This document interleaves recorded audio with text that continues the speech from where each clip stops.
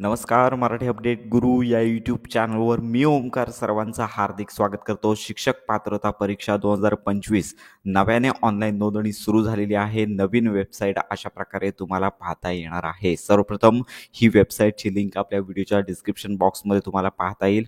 Online अर्ज करण्यापूर्वी तुम्हाला येथे परीक्षा शुल्क पाहून घ्यायचा आहे. तर याच्यामध्ये पाहू शकता की फक्त एक पेपर द्यायचा असेल किंवा दुसरा पेपर द्यायचा असेल तर पाहू शकता की SC, ST किंवा दिव्यांग जे कॅन्डिडेट असतील तर यांना ₹700 इतका शुल्क असणार आहे. आणि याचबरोबर इतर जे कॅन्डिडेट आहेत यामध्ये VJA, NTB, NTC, NTD, SBC, OBC या प्रवर्गातील विद्यार्थ्यांना ₹1000 फी आकारली जाणार आहे. आणि याचबरोबर जर दोन्ही तुम्ही कंबाईन पेपर देत असाल तर SC, ST त्यानंतर दिव्यांग कॅन्डिडेट आहेत तर यांना ₹900 आणि इतर सर्व कॅन्डिडेटना ₹1200 तुम्हाला दोन्ही पेपर एकत्रितरित्या देता येणार आहेत. तर अशा प्रकारे ही माहिती पाहायची आहे आणि पुन्हा तुम्हाला होम पेजवरती यायचं आहे. होम पेजवरती आल्यानंतर नवीन नोंदणी करण्यासाठी उमेदवाराची नवीन नोंदणी या टॅबवर तुम्हाला क्लिक करायचं आहे. तर सर्वप्रथम तुम्हाला उमेदवाराची नोंदणी या ठिकाणी रजिस्ट्रेशन करायचं आहे. युजर नेम आणि पासवर्ड तुम्हाला तयार करायचा आहे. युजर नेम तुमच्या पद्धतीने तुमचं नाव किंवा बर्थडेट किंवा इतर माहिती टाकून तुम्ही तयार करू शकता. पासवर्ड तुम्हाला 2 ठिकाणी टाईप करायचा आहे. याच्यामध्ये तुम्हाला स्मॉल लेटर, कॅपिटल लेटर आणि स्पेशल कॅरेक्टर वापरून तुम्हाला हा पासवर्ड 2 ठिकाणी सेम टाईप करायचा आहे. त्यानंतर तुम्हाला 12वीच्या परीक्षेवरती म्हणजेच 12वीच्या सर्टिफिकेटवरती नाव जसं आहे तसं पहिलं नाव, त्यानंतर मधलं नाव आणि त्यानंतर आडनाव अशी माहिती टाईप करायची आहे. आणि त्याच्यानंतर खाली मोबाईल क्रमांक तुम्हाला टाईप करायचा आहे. मोबाईल नंबर आणि ईमेल ID न चुकता टाईप करून OTP पाठवा या टॅबवर तुम्हाला क्लिक करायचं आहे. तर यानंतर पाहू शकता की जो तुमचा नंबर टाकाल त्या ठिकाणी OTP पाठवला जाईल. OTP टाईप करून नोंदणी आणि सबमिट रजिस्ट्रेशन या टॅबवर तुम्हाला क्लिक करायचं आहे. यानंतर तुमचा युजर नेम आणि पासवर्ड तुम्हाला संपूर्ण माहिती तुम्हाला पाहायला मिळणार आहे. तुमचा ईमेल ID त्यानंतर मोबाईल नंबर संपूर्ण माहिती पाहून तुम्हाला पुन्हा ही माहिती तुम्हाला सेव्ह करून ठेवायची आहे. लॉग इन या टॅबवर तुम्हाला क्लिक करायचं आहे. एकदा का लॉग इन आणि युजर नेम तयार केला तर त्याच्यानंतर तुम्हाला इथे पुन्हा तो युजर नेम टाईप करायचा आहे. युजर नेम टाईप करून झाल्यानंतर पासवर्ड देखील तुम्हाला टाईप करायचा आहे. त्यानंतर इथे कॅप्चा दिला आहे तो टाईप करून खाली लॉग इन या टॅबवर तुम्हाला क्लिक करायचं आहे. तर अशा प्रकारे तुम्हाला फॉर्म भरण्यासाठीचे 4 स्टेप तुम्हाला पाहायला मिळतील. सर्वप्रथम माहिती भरायची आहे, त्यानंतर परीक्षा फी, अर्ज डाउनलोड करायचा आहे आणि जर का तुम्हाला आक्षेप असतील तर घ्यायचे आहेत. तर अशा प्रकारे तुम्हाला फॉर्म भरण्यासाठी अर्जावरील माहिती भरा या टॅबवर सर्वप्रथम तुम्हाला क्लिक करायचं आहे. तर सर्वप्रथम तुम्ही आत्ता जे सर्वप्रथम तुमचं नाव आल्याचं पाहायला मिळेल. 12वीच्या सर्टिफिकेटप्रमाणे थोड्या वेळापूर्वी तुम्ही जी माहिती भरली होती तुम्हाला पाहता येणार आहे. त्यानंतर तुम्हाला तुमच्या आईचं नाव टाईप करायचं आहे. त्यानंतर जो तुमच्या नावामध्ये बदल असेल तर येस म्हणायचं आहे, नसेल तर नो या टॅबवर क्लिक करायचं आहे. ज्या महिलांच्या नावामध्ये किंवा डॉक्युमेंटमध्ये लग्नानंतर नाव बदललं असेल तर त्यांनी येस हा ऑप्शन घ्यायचा आहे आणि याच्यानंतर संपूर्ण माहिती तुम्हाला भरायची आहे. जर नसेल तर नो या टॅबवर क्लिक करायचं आहे. याच्यामध्ये तुम्हाला पुढे काही बदल करता येणार नाही आहे. त्यानंतर तुमचा ईमेल ID आणि त्यानंतर मोबाईल नंबर तुमचा आल्याचा पाहायला मिळेल. बर्थ ऑफ डेट म्हणजेच पाहू शकता की जन्मतारीख तुम्हाला डेट ऑफ बर्थ म्हणजे तुम्हाला जन्मतारीख येथे न चुकता टाईप करायची आहे. पॉपअप विंडोवरती क्लिक करून तुम्ही तुमची बर्थ डेट यामध्ये महिना, वर्ष आणि दिनांक निवडून तुम्ही बर्थ डेट टाकू शकता. यानंतर तुमचा आधार नंबर टाकायचा आहे. त्यानंतर तुमचा एनरोलमेंट ID, जर आधार कार्ड नसेल तर एनरोलमेंट ID नंबर टाकायचा आहे. आधार नंबर कंपल्सरी आहे. जेंडर या टॅबवर क्लिक करून जेंडर निवडायचा आहे. तर यानंतर तुमची कॅटेगरी आहे तर याची माहिती टाईप करायची आहे. कॅटेगरीमध्ये तुम्ही ज्या कॅटेगरी अंतर्गत येता ती तुम्हाला निवडून तुम्हाला कास्ट सर्टिफिकेट जे आहे तर त्या कास्ट सर्टिफिकेटचा नंबर तुम्हाला टाकायचा आहे. आणि त्याच्यानंतर कधी कास्ट सर्टिफिकेट इश्यू झालेलं आहे, कधी काढण्यात आलेलं आहे त्याची पॉपअप विंडोमधून तारीख तुम्हाला टाकायची आहे. तर ही कंपल्सरी आहे. अशा प्रकारे ही माहिती टाईप करून झाल्यानंतर सेव्ह अँड नेक्स्ट या टॅबवर तुम्हाला क्लिक करायचं आहे.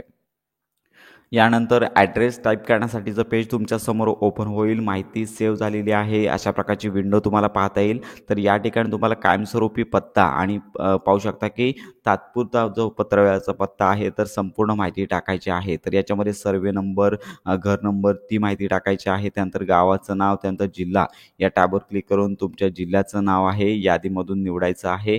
त्यानंतर पाहू शकता की खाली इथं जी तालुका आहे त्या तालुक्याचं नाव टाकायचं आहे. पिनकोड न चुकता तुम्हाला टाकायचा आहे.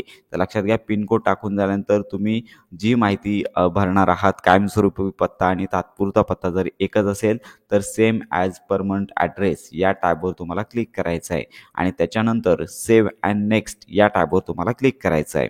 तर यानंतर अतिशय महत्त्वपूर्ण अशी माहिती, शैक्षणिक पात्रता जी आहे ती भरायची आहे. तर याचा टॅब उपलब्ध झाल्यानंतर शैक्षणिक पात्रता याच्यामध्ये फील्ड डिटेल, प्रमाणपत्र क्रमांक, बैठक क्रमांक, त्यानंतर बोर्डाचं किंवा युनिव्हर्सिटीचं नाव, उत्तीर्ण झाल्याचं वर्ष, मिळालेले गुण आणि एकूण गुण अशी माहिती टाईप करायची आहे. सर्वप्रथम 10वीचे गुण, तुम्हाला प्रमाणपत्र क्रमांक बघून टाकायचा आहे. सर्टिफिकेट नंबर टाकायचा आहे येथे. त्यानंतर तुम्हाला हॉल तिकीट नंबर, तुमचा जो सीट नंबर आहे तो टाकायचा आहे. बोर्डाचं किंवा युनिव्हर्सिटीचं नाव MSCG पुणे आहे. महाराष्ट्र स्टेट बोर्ड जे आहे तर तुम्हाला प्रॉपर टाकायचं आहे. तर महाराष्ट्र स्टेट बोर्ड जे विद्यार्थी आहेत, महाराष्ट्र स्टेट बोर्ड, त्यानंतर and higher secondary education Pune तर असं टाकायचं आहे. त्यानंतर उत्तीर्ण झाल्याचं वर्ष तुम्हाला इथे येणाऱ्या पॉपअप विंडोमधून महिना आणि वर्ष तुम्हाला निवडायचं आहे. त्यानंतर एकूण मिळालेले गुण आणि किती गुणांची परीक्षा होती सर्टिफिकेटवर पाहून तुम्हाला टाकायचं आहे. त्यानंतर 12वीची मार्क्स टाकण्यासाठी बॉक्सवरती क्लिक करायचं आहे. त्यानंतर प्रमाणपत्र क्रमांक, त्यानंतर पाहू शकता की सीट नंबर, त्यानंतर बोर्ड किंवा युनिव्हर्सिटीचं नाव, उत्तीर्ण झाल्याचं वर्ष आणि महिना तुम्हाला पॉपअप विंडोमधून निवडायचा आहे. त्याचबरोबर पाहू शकता की एकूण मिळालेले गुण आणि एकूण गुण अशी माहिती टाईप करायची आहे. शाखा टाकण्याची गरज नाही. आणि याच्यानंतर पदवी जर तुम्ही उत्तीर्ण असाल तर तुम्हाला इथे वेगळा बॉक्स देण्यात आलेला आहे. पदवी ग्रॅज्युएशन असेल तर बॉक्सवरती क्लिक करायचा आहे. याच्यामध्ये जी शाखा असेल, BA, BCom, BSc किंवा इंटिग्रेटेड कोर्स असेल तो तुम्हाला टाकायचा आहे. आणि त्याच्यानंतर निकाल स्टेटस जो आहे तो पास असेल किंवा तुम्ही फायनल वर्षामध्ये असाल तर तो ऑप्शन घेऊ शकता. पास असेल तर बोर्ड किंवा विद्यापीठाचं नाव पुढे टाकायचं आहे. एकूण किती गुण मिळाले ते तुम्हाला टाकायचं आणि एकूण किती गुणांची परीक्षा होती संपूर्ण माहिती टाकून तुम्ही पोस्ट ग्रॅज्युएशन असाल तर ती देखील माहिती तुम्हाला ॲड करायची आहे. तर लक्षात घ्या की जर तुम्ही DED कॅन्डिडेट असाल तर मिनिमम 12वीची शैक्षणिक पात्रता असणार आहे आणि त्यानंतर BEd कॅन्डिडेट जे आहेत तर यांच्यासाठी पदवी मिनिमम शैक्षणिक पात्रता असणार आहे. आणि याच्यानंतर सगळ्यात महत्त्वाची बाब म्हणजेच व्यावसायिक पदविका, म्हणजेच 1ली ते 5वी पर्यंत जी लागते तर यासाठी DED किंवा DLED ही जी पदविका आहे ती उत्तीर्ण पाहिजे. तर तुम्ही उत्तीर्ण असाल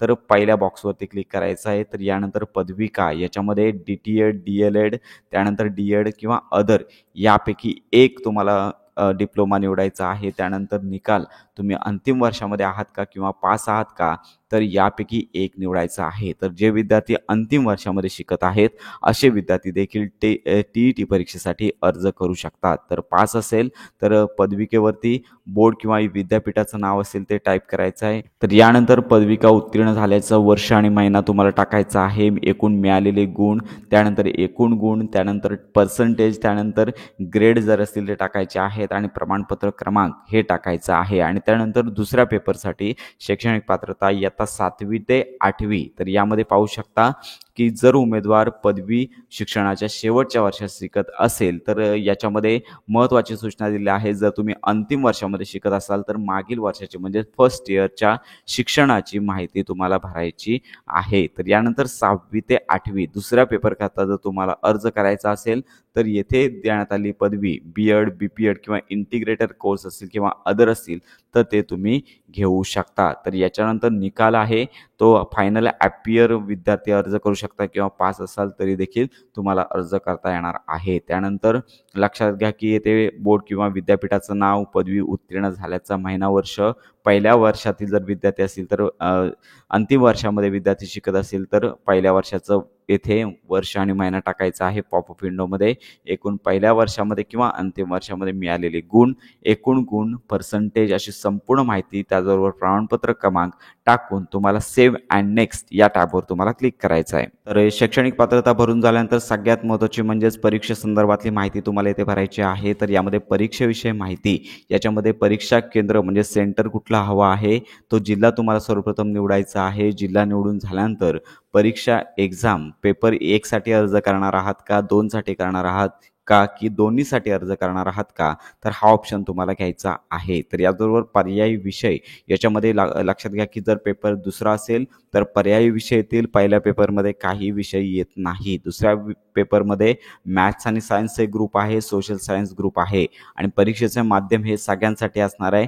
फक्त मराठी जर घेतलं किंवा इंग्लिश किंवा उर्दू घेतलं तर लँग्वेज सोडून इतर पेपर हा मराठीमध्ये असेल किंवा इंग्लिशमध्ये असणार आहे. तर अशा प्रकारे खाली उमेदवार महाराष्ट्र राज्याचा रहिवासी आहे का, तर यस म्हणायचं आहे. आणि याच्यानंतर लक्षात घ्या की महाराष्ट्र शासन पत्र दिनांक 15 ऑक्टोबर 2013 अन्वये पेपर 1 व 2 मधील भाषा व 1 व 2 यांची निवड करावी व अभ्यासक्रमाची परिशिष्ट अ मध्ये कार्यवाही करावी. तर लक्षात घ्या की पेपर 1 आणि 2 मध्ये मराठी भाषा कंपल्सरी आहे आणि दुसरी भाषा तुम्ही येथे बदलू शकता. तर हिंदी तरी इंग्लिश येथे देण्यात आली आहे. ती तुम्हाला पेपर 1 मध्ये भाषाविषय तुम्हाला हे 2 घ्यावे लागणार आहेत. त्यानंतर दिव्यांगत्वाची माहिती, जर विद्यार्थी दिव्यांग असेल, डिझॅबिलिटी असेल तर येस म्हणून त्याची संपूर्ण माहिती भरायची आहे. त्याच्यामध्ये टक्केवारी असेल किंवा दिव्यांगत्वाचा प्रकार असेल तर त्यानंतर नसेल तर नो या टॅबवर क्लिक करायचं आहे. याच्यानंतर तुम्ही माजी सैनिक आहात का असेल तर येस म्हणायचं आहे. येस म्हणून डिटेल टाईप करायची आहे. नसेल तर नो या टॅबवर क्लिक करायचं आहे. त्यानंतर शहीद सैनिकांच्या पत्नी किंवा कुटुंबीय त्यांचे कुटुंबीय आहात का असेल तर येस, नसेल तर नो या टॅबवर क्लिक करायचं आहे. यानंतर परीक्षेत गैरप्रकारासंदर्भात अंडरटेकिंग आहे, त्या अंडरटेकिंगवरती क्लिक करून तुम्हाला जुळी भावंड आहेत का, येथे देखील नो म्हणायचं आहे. त्यानंतर छायाचित्र ओळख, याच्यामध्ये ओळखपत्राचा प्रकार, याच्यामध्ये तुम्ही Aadhaar card, PAN card, driving licence, voting card, passport यापैकी एक तुम्ही देऊ शकता. त्यानंतर आयडेंटिटी प्रूफ नंबर तुम्हाला टाकायचा आहे. तो टाकून झाल्यानंतर सेव्ह अँड नेक्स्ट या टॅबवर तुम्हाला क्लिक करायचं आहे. याच्यानंतर फोटो अपलोड करण्यासाठीचं पेज तुमच्यासमोर सगळ्यात महत्त्वाचं आणि शेवटचं पाहायला मिळणार आहे. सर्वप्रथम तुम्हाला फोटो अपलोड करायचा आहे. 17 ते 51 KB मध्ये फक्त JPG फाईल चालणार आहे. सही 17 ते 51 KB JPG साईज. आणि त्यानंतर ओळखीचा पुरावा तुम्हाला अपलोड करायचा आहे 30 ते 500 KB मध्ये PDF फॉर्मॅटमध्ये. आणि स्वतःची सही तुम्हाला लक्षात घ्या की स्वहस्ताक्षरात जे प्रतिज्ञापत्र आहे, सेल्फ डिक्लेरेशन आहे, ते तुम्हाला लागणार आहे. तर याच्यामध्ये लक्षात घ्या की सेल्फ डिक्लेरेशन येथे देण्यात आले आहे. तर ही लाईन जी आहे ती संपूर्ण इंग्रजीमध्ये आहे किंवा मराठीमध्ये, या दोघांपैकी तुम्हाला सेल्फ डिक्लेरेशन तुम्हाला घ्यायचं आहे. अशा प्रकारे हे सेल्फ डिक्लेरेशन इंग्रजी आणि मराठीमध्ये आहे. दोघांपैकी एक तुम्हाला एका कोऱ्या पेजवरती लिहायचं आहे. आणि डाव्या बाजूला तुमच्या डाव्या हाताचा अंगठाचा ठसा आणि त्यानंतर सही करून तुम्हाला हे सेल्फ डिक्लेरेशन अपलोड करायचं आहे. तर याचा फॉर्मॅट आपल्या या व्हिडिओच्या डिस्क्रिप्शन बॉक्समध्ये आपले व्हॉट्सअप ग्रुप, टेलिग्राम चॅनल यावरती मिळून जाणार आहे. संपूर्ण कागदपत्रे अपलोड करून झाल्यानंतर अंडरटेकिंग बॉक्सवरती क्लिक करून शो प्रिव्ह्यू या टॅबवर तुम्हाला क्लिक करायचं आहे. सर्व डॉक्युमेंट तुम्हाला पाहता येणार आहे. संपूर्ण तुम्हाला फॉर्म आहे तो पाहायला मिळणार आहे. संपूर्ण फॉर्म तुम्हाला पाहून घ्यायचा आहे. जर काही बदल करायचा असेल तर एडिट ॲप्लिकेशनमध्ये बदल करू शकता आणि नसेल तर प्रोसीड टू पेमेंट या टॅबवर तुम्हाला क्लिक करायचं आहे. प्रोसीड टू पेमेंट या टॅबवर क्लिक केल्यानंतर फी भरण्यासाठीचं पेज ओपन होईल. संपूर्ण डिटेल तुम्हाला पाहायला मिळतील. तर उजव्या बाजूला असणाऱ्या परीक्षा शुल्क भरा या टॅबवर तुम्हाला क्लिक करायचं आहे. येणाऱ्या पॉपअप विंडोवरती होय म्हणायचं आहे, कारण का तुम्हाला याच्यानंतर फॉर्ममध्ये बदल करता येणार नाही. त्यानंतर तुम्ही QR code, UPI, internet banking, debit card याचा वापर तुम्ही करू शकता.